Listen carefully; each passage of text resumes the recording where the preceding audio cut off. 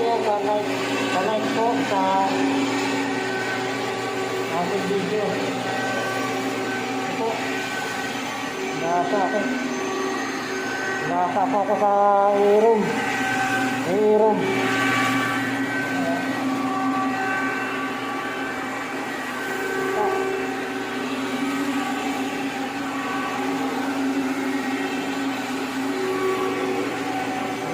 Ayan,